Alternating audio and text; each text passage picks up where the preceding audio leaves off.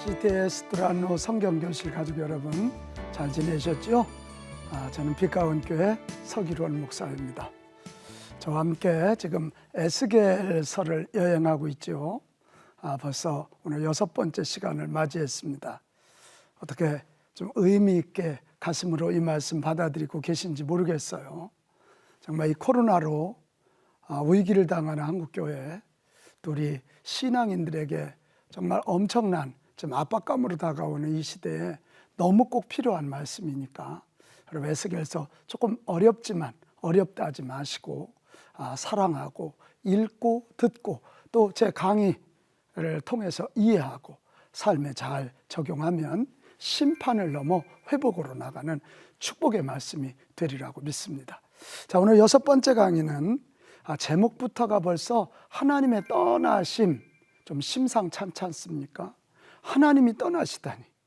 우리가 하나님의 품을 떠난 것에 대한 이야기는 우리가 참 익숙하지만 하나님이 떠나시다니, 이게 굉장히 무시무시한 말씀이 기다리고 있습니다. 오늘 8장에서 11장을 볼 것입니다. 이 8장에서 11장의 말씀의 배경은 지금 포로로 잡혀 바벨론에 있는 유대 백성들을 대상으로 하는 말씀이에요. 포로로 잡혀온 지 6년째 되는 주전 592년 6월에 에스겔을 유다 장로들이 찾아옵니다. 찾아와서 그들이 질문을 던져요. 그거에 대한 해답이 오늘 8장에서 11장까지의 말씀입니다. 자, 우리 8장부터 우리 자세히 한번 보겠습니다. 왜 하나님이 떠나시냐? 지금 성전에 생해지는 더러운 우상 숭배 때문에 그렇습니다. 지금 에스겔은 장로들의 방문을 받고 이 여호와 하나님의 손에 이끌려서 환상 체험 안으로 들어갑니다. 그가 불같은 형상의 야훼 하나님을 목격하고 그분에 의해 머리털을 잡힌 채 그발 강가 자신의 집에서 예루살렘으로 옮겨지는 거예요. 이게 환상이에요. 에스겔이 성의 안뜰로 들어가는 북문에 섰는데 세상에 웬일이에요? 그 성의 안뜰에 우상이 이렇게 딱 서 있는 것을 발견하게 돼요. 하나님이 굉장히 속상해하실 장면이죠. 그는 거기서 시작해서 성전 뜰 주변에 출입문, 성전으로 들어가는 북문, 성전 안뜰 등을 거치면서 점점 안으로 들어가는데, 여러분 성전 가장 안쪽이 지성소 아닙니까? 거기에 하나님이 임하시는 곳, 하나님의 영광이 임하는 곳이 지성소인데, 세상에 그 하나님이 계셔야 할 지성소에 우상이, 엉뚱한 신인 우상이 딱 들어있는 거예요. 얼마나 섬찟했겠어요. 북쪽을 바라보니까 우상이 성전 안에 있고요. 이 성전 안에 있다는 건 성전을 지키는 제사장들이 우상 숭배를 허락했다는 거 아닙니까? 그래서 하나님은 말해요. 이러기 때문에 내가 이 성전을 떠날 수밖에 없다는 거예요. 한 발짝 더 나가서 뜰문으로 인도함을 받은 에스겔은 성전 담벼락에 난 구멍을 이렇게 쳐다봤어요. 그리고 그 구멍을 뜯습니다. 그랬더니 한 개의 문이 나타나는 거예요. 지금 환상을 보고 있는 거예요. 그 문을 통해 안으로 들어가 보니 예루살렘 사람들의 가증하고 악한 일, 곧 그들이 각양 곤충과 가증한 짐승과 우상들을 사방벽에 그려놓고 그 앞에서 분향하는 모습을 볼 수 있었어요. 근데 정말 에스겔이 충격을 받은 건 그 분향하는 사람들이 누구였냐면 이스라엘을 대표하는 70명의 장로들이었던 것입니다. 분향은 제사장들만이 하는데 해야 하는 게 율법인데 지금 장로들이 분향하는 것도 죄이고요. 한 발짝 더 나가서 이 장로들은 여호와 하나님이 자신들을 버렸다고 불평까지 하면서 지금 우상에게 자기들의 마음을 던지고 있는 거예요. 용서받지 못할 죄인 것이죠. 한 발 더 나가서 에스겔이 본 환상은 뭐냐면 예루살렘의 여인들이 이렇게 무리지에 앉아가지고 담무스 신을 애도하는 장면을 보게 됩니다. 이 담무스 신은 여신 아난나의 배우자예요. 아난나의 배우자인데 바로 이 아난나의 배우자인 담무스 신이 죽은 것을 기억하면서 애곡하면서 자기들의 슬픔을 토로하는 소위 바벨론의 영향을 받은 우상입니다. 그 장면이 나오는 거예요. 성전 안에서요. 마지막 하나 더, 성전 안에서 우상 숭배의 환상을 보는데 그건 뭐냐면 제단 사이에서 25명이 성전을 등지고 얼굴을 동쪽으로 향해서 태양신을 섬기고 있는 거예요. 기가 막힌 장면 아닙니까? 사회 지도자들도 제사장들도 또 모든 사람들이 여호와 하나님을 섬겨야 할 여호와의 백성들이 다 태양을 섬기고 우상을 섬기고 별별 짓들을 다 하고 있는 것입니다. 성전이 뭐 하는 곳이에요? 하나님의 임재가 있고 하나님과의 만남이 이루어지는 곳 아닙니까? 그런데 거기에 우상들이, 각양각색의 우상들이 하나님 자리를 대신하고 있으니까 하나님이 나 여기 더 이상 있을 수 없다 그러시면서 성전을 떠나시려고 하는 거죠. 우상 숭배는 하나님을 떠나시게 하는 가장 무서운 죄입니다.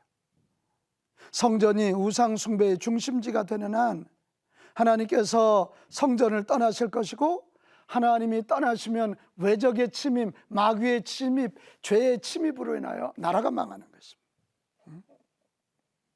이것을 막아야 할 자들이 제사장들이고 이것을 막아야 할 자들이 장로들인데요, 제사장이나 소위 지도자들이 도리어 우상 숭배에 앞장서고 하나님을 무시하고 있는 거예요. 597년에 느부갓네살의 공격을 받아서 1차 포로로 잡혀간 것을 보았음에도 불구하고 지금도 여전히 예루살렘 성전에서 이런 못된 짓을 하고 있는 거죠. 하나님이 떠나실 수밖에 없게끔 분위기를 만드는 거예요.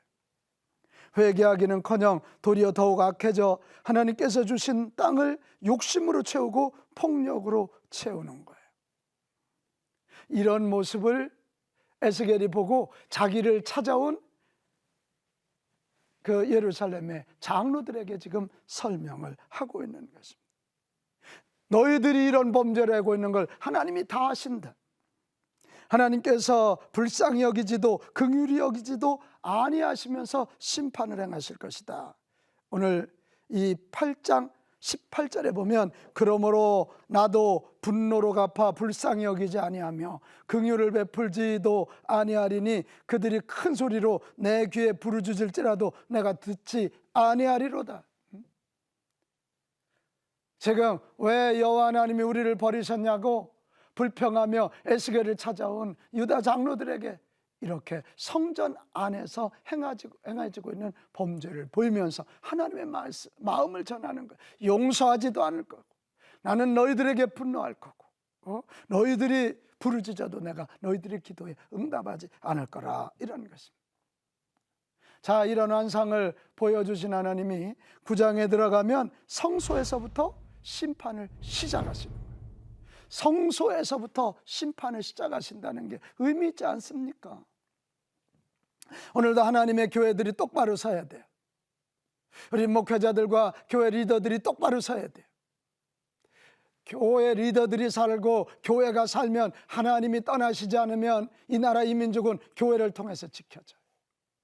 그러나 우리가 하나님을 섬기지 아니하고 우상 숭배하거나 자기들의 욕심 충족을 위하여 못된 짓 행한다면 하나님이 떠나시는 거예요. 그런데 그 심판이 성소부터 시작된다는, 성전부터, 주의 교회 공동체부터 심판이 시작된다는 무서운 얘기가 오늘 에스겔입니다.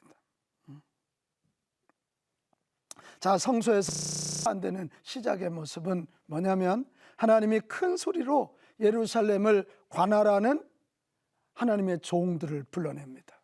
그런데 그 손에 무기가 들려 있습니다. 사람을 죽이는 무기가 들려 있습니다. 심판 집행자들은 제각기 손에 사람을 죽이는 무기를 들고 북향 위문 길로부터 와서 놋제단 곁에 씁니다. 6이었어요. 숫자가 6이었어요. 근데 그중 하나는 가논 베옷을 입고 허리에 먹물을 쳤어요. 그리고 하나님께서 이 가는 베옷을 입고 허리에 먹물을 찬 사람에게 명령하셔요. 예루살렘 성읍을 순행하면서 우상 숭배하는 것 때문에 너무 마음 아파하는 사람들, 우상 숭배하는 것에 대해서 너무 슬퍼하는 사람들을 찾아내고 그들의 이마에 표를 하라. 그렇게. 그리고 나머지 5 죽음의 이 심판자들에게는 이마에 표가 없는 자들은 죽이라고 명령을 하시는 거예요. 성수부터 심판하시는 이유가 뭐예요? 하나님을 가장 거룩하게 높여야 할 곳이 하나님의 거룩하심을 가장 더럽혔기 때문에, 그분의 계명을 가장 많이 범했기 때문에 성소부터 심판을 하시는 거예요. 이게 오늘 무서운 우리에게 주는 메시지예요. 나만 구원받고 끝나면 안 돼요. 우리 교회만 성장하고 부흥하면 안 되는 거예요. 우리가 똑바로 서서 하나님의 영광, 하나님의 임재, 하나님의 뜻을 행해야 하나님이 우리 가운데 가시면서 이 사회를 구원하시고 이 땅의 하나님 나라를 이루시는 건데, 교회가 죽고 주의 백성들이 타락하면 가능성이 없는 거예요. 자, 이런 명령을 받은 이 심판 집행자들이 실제로 성전 앞에 있는 장로들부터 먼저 죽입니다. 근데 이 하나님의 심판은 한치의 오차도 없어요. 한치의 오차도 없어요. 피할 길이 없어요. 뭐 이마에 표를 하고 있지 않는 한 다 죽을 수밖에 없는 처절한 심판이었습니다. 그런데 오늘 우리는 이 장면에서도 희망을 발견하게 되는 거예요. 우상 숭배에 대해서 슬퍼하고 마음 아파하는 자들, 그들은 구원해 주시는 거예요. 살려주시는 거예요. 하나님은 악인과 죄인을 똑같이 처벌하시는 그런 하나님이 아니세요. 당신을 신실하게 따르는 자를 지켜주시는 하나님, 소중히 여겨주시는 그런 하나님이에요. 그리고 하나님의 심판은 끝끝내 심판으로 끝나지 않는다는 거죠. 하나님의 은혜와 사랑은 언제나 심판을 뛰어넘은 새로운 미래를 준비하고 있다는 거예요. 우리가 에스겔서를 보면서 이런 걸 얼른 캐치해야 돼요. 내 인생에 심판과 고난과 어려움이 있다. 이것은 하나님이 새로운 은혜를 주실 기회다, 새로운 축복을 주실 기회라는 걸 얼른 알고 하나님께 돌아가야 된다는 거예요.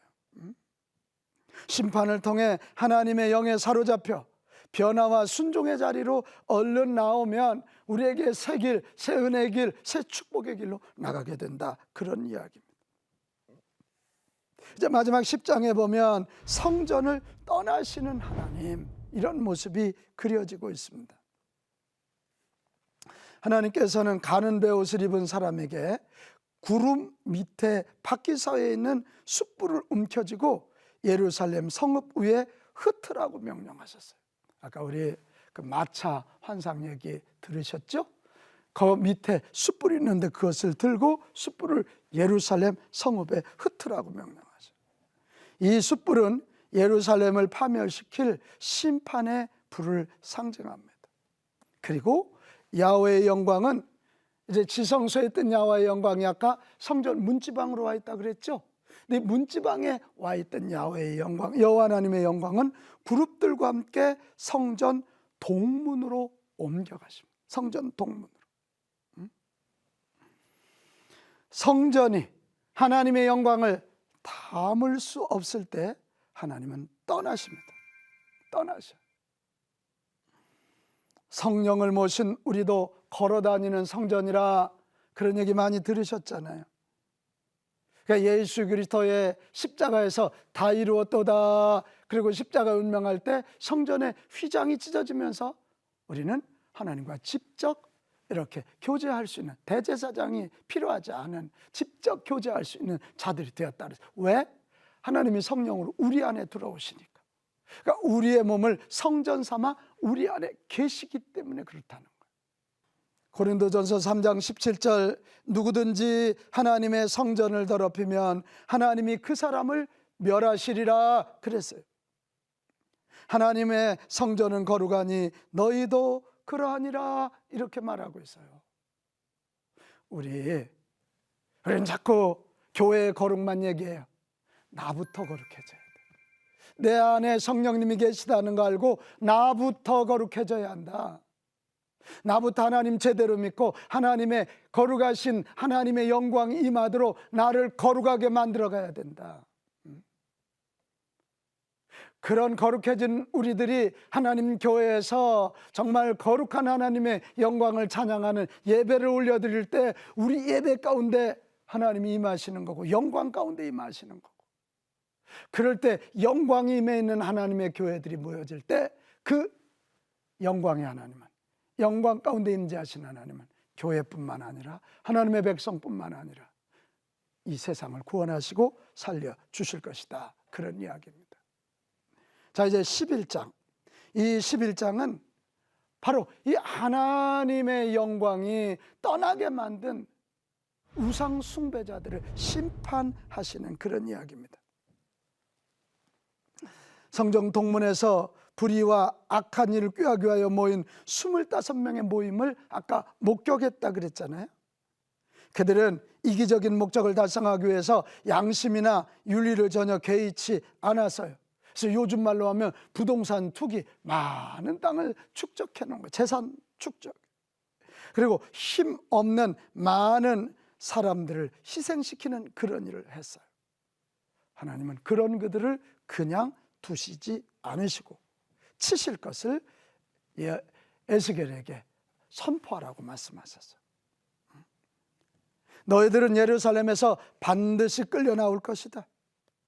너희들이 지금 땅을 모아놓고 재산 많이 축적했다고 예루살렘이 너희들에게 안식처가 될 거라고 착각하지 말라는 거예요.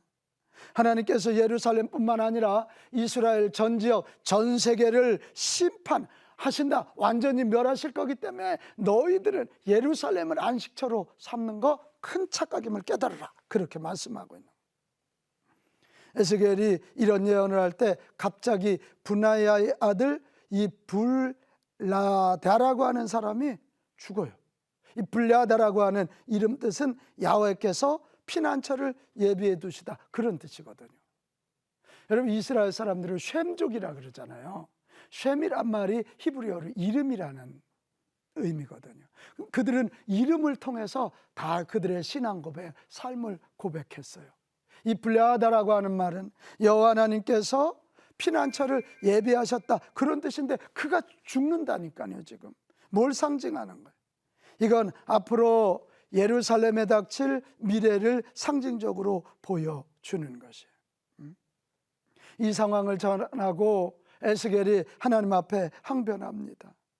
하나님, 그럼 남은 자를 다 죽이실 겁니까? 불리하다 같은 사람도 죽이신다면 다 죽일 거냐고 항변합니다. 이 물음에 대한 대답이 오늘 에스겔서 11장 14절에서 25절까지 나와요. 하나님 이렇게 말씀하셔요. 예루살렘의 남은 자들이 예루살렘을 자기들의 것이라고 말하지만 하나님께서는 포로 생활을 하는 사람들이 그 땅의 실제 주인이 될 거라, 그렇게 말씀하신 거예요. 이게 말이 이해가 잘 됩니까? 지금 너희들 예루살렘에 남았다고 거기를 안식처 삼아서 계속 범죄하면 하나님이 쓸어버실 거라는 거예요. 대신 하나님이 저 포로로 붙잡혀간 그곳에 임시 처소가 되셔서 그들과 함께 하셔서 그들에게 전제 조건이 있어요. 그들이 우상 숭배를 제거하고 올바른 예배를 회복한다면, 그들이 우상 숭배를 제거하고 올바른 예배를 회복하여 거룩해진다면 하나님이 그들 가운데 임하실 것이고, 또 하나, 하나님과 하나님 뜻에 순종하는 삶을 살게 되면 내가 새 영을 부어주리니, 이제 여러분 이 말 이해해야 돼요. 예루살렘 성전에서 떠나신 하나님의 영광이 새 영으로, 새로운 영으로 그들에게 임하여 주실 거라는 거예요. 그러니까 그들을 처소 삼겠다는 거예요. 하나님의 처소 삼는. 그때 그들은 부드러운 마음을 갖게 될 것이고 그들이 기쁜 마음으로 하나님의 계명을 행하게 될 것이다. 그런데 그런 사람들을 나는 다시 회복시킬 거다. 그래서 내가 그들의 하나님이 되고 그들은 나의 백성이 될 것이다. 우리 희망적인 말씀이 이 19절에서 20절에 나옵니다. 한번 같이 읽어보면 좋겠어요. 내가 그들에게 한 마음을 주고, 여기 그들은 바벨론의 포로로 붙잡혀가서 회개하고 돌아온 사람들이에요. 그 속에 새 영을 주며 그들의 마음을 하나님의 영광이 거하는 처소로 삼아서 그 몸에서 돌같이 굳은 마음을 제거하고 살처럼 부드러운 마음을 주어 내 율례를 따르며 내 규례를 지켜 행하게 하리니 그들은, 여기 다시 계약관계 회복하는 거예요. 그들은 내 백성이 되고 나는 그들의 하나님이 되리라, 이렇게 말씀하는 거예요. 제가 지금 계속 에스겔서 강의하면서 얘기합니다. 하나님의 심판은 심판으로 끝나지 않습니다. 하나님의 심판은 회복을 약속하고 있는 은총이라, 그런 얘기입니다. 자, 이 약속을 하신 후에 하나님의 영광은 예루살렘으로부터 성읍 동쪽 감람산으로 갑니다. 아까 지성소에서, 성전 문지방에서 성전 동쪽으로, 그리고 이제는 저 감람산, 저희 예루살렘으로부터 성읍 동쪽으로 이동해서 머무시는 것으로 나타나게 됩니다. 그러니까 이로써 야훼께서 예루살렘을 완전히 떠나시는 거예요. 에스겔의 환상체험은 그가 야훼의 영에 의해 포로민들의 거주지로 옮겨지는 거예요. 지금까지 그 찾아온 장로들에 의하여 질문을 받고 하나님이 그를 환상 중에 예루살렘 또 그 성전 안의 모습을 보게 하시고 심판할 걸 보게 하신 후에 이제는 에스겔을 다시 그 원래 있던 이 텔아비브 그 포로민들 가운데로 인도하시는 것입니다. 자, 오늘 우리는 소위 하나님의 떠나심이라는 걸 가지고 우리 11장까지 보았습니다. 우리 말씀을 좀 정리해 보면 두 가지 큰 교훈이 있어요. 하나는 예루살렘에 남아있다고 자만심에 빠지면 안 된다는 거예요. 요즘 말로 하면 아무리 교회 안에 있다 그래도, 아무리 예수 믿는다 그래도 하나님의 영광이 떠나면 거기는 안전한 지대가 아니라는 거예요. 예루살렘은 하나님이 떠나신 곳으로 파멸에 이르게 될 것입니다. 여러분, 우리의 안전한 처소는 오직 하나님이시고, 우리가 그 하나님을 안전한 처소로 모시고 사는 길은 뭐냐? 계명과 질서를 지키며 하나님 뜻대로 살아가는 것입니다. 이 하나님의 영광의 임재를 구해야 비로소 우리는 우리 안전한 처소인 하나님 품 안에 우리는 거하게 될 것입니다. 또 하나의 교훈은 포로로 붙잡혀갔다고 끝난 것이 아닙니다. 포로 중에도 깨닫고 회개하는 자들에게는 하나님의 영이 그들을 처소 삼아 임하실 것이고, 그들을 다시 예루살렘으로 돌아오게 하셔서 제사장 나라를 이어가고 하나님의 구속의 역사를 이어갈 거라는 거예요.